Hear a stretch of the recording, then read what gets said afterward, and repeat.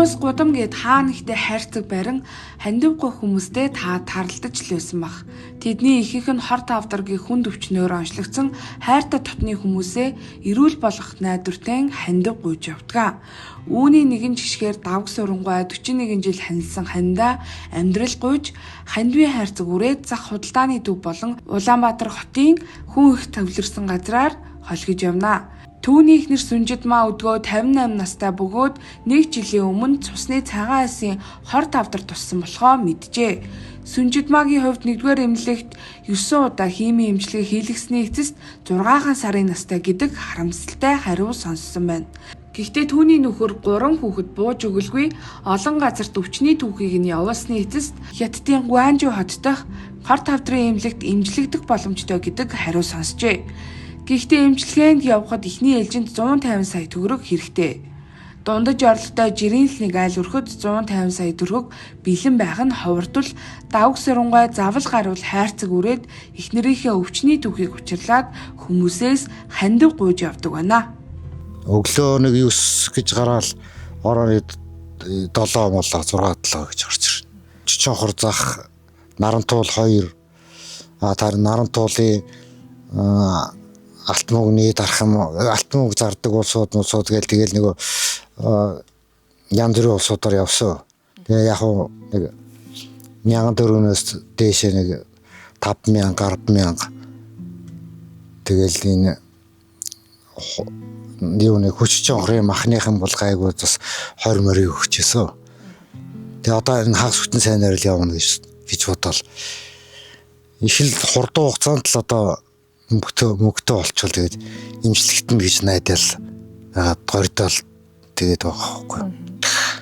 Гүй одоо яаралтай л одоо ерөөсөө энэ чинь хоног яах тусам бол ерөөсөө олон өвчөө ороод ерөөсөө унд чадахгүй тэгээд нэг ямар тариа үлээ.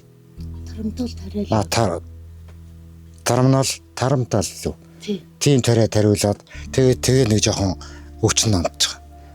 Тэгээд өвчин намдахгүй. Тэгээд сүүлдээ бүр таталт өгөөд 4 өвчин ингээд татаад тэгээд өдөртөө бүр заримдаа бүр 2-3 татна.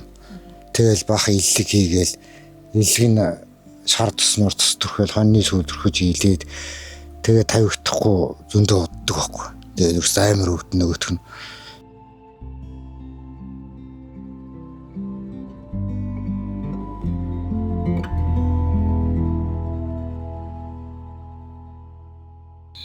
Ингээл нэг жилийн өмнө л ингээ хоолон дээр ингээл яваарал булчирхай томрол тэгэл ингээд яваал явж байгаа л яасан чинь л ийм юу тоолол хавдар гэж уншлагдал тэгэл одоо хөх хотод нэг ихний имжлэгийг хийлгээд хоёр дахь имжлэгийг Монголд хийдэг гэхээр Монголд урж ирж хийлгээл Монголдо одоо баг 8-9 удаа химжлэг хийлгсэн. Тэгээ үрдэн муутай ингээд тэгээд үрдэн муутай байна. Ер нь бол тэгээ цаашдаа та ер нь бол одоо баг нөгөө юу лээ хөнгөлчлөх имжлэгийг гэж хэлээ. Баг одоо имжлэгийг өгсөн шүү дээ. Баг хөнгөлчлөх имжлэг гэдэг чинь. Тэгээ ер нь одоо өөр арга чарга юу байна энэ тэрэ гэж энэ тентх яасан ч одоо Гонжугийн Хятадын Гонжугийн хавдрын имлэг эмч нартай нэрж яасан уулзаад яасан чинь боломжтой гэсэн юу өгсөн. Таны юу бол боломжтой. Ямар ч гэсэн ихний ээлжинд нэг 100-100 мянган юу орно 140 мянган юан орно шүү. Ихний ээлжинд. За тэгээ 2 дахь 3 дахь дараа бол мэдхгүй байна. Яг багсаал явах гэлтгчсэн. Сүнжидмаагч эмзүүч мэрэгчлээ. Эхнэлгээс Аз фарм гээд олон газруудад эм найруулагч эмзүүчээр ажиллаж байжээ.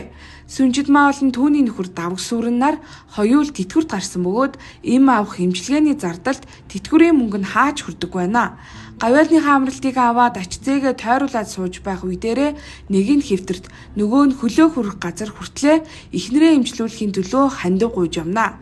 Тэдний шиг насаараа ажиллаж татвар эрүүл мэндийн даатгал төлсөн ч хүнд өвчин туссан үед гадаадад эмчлүүлэх нь бэлэгдэшгүй мөрөөдөл мэт санагдах дундаж орлоготой иргэд цөөнгүй байгаа нь нууц биш юм аа.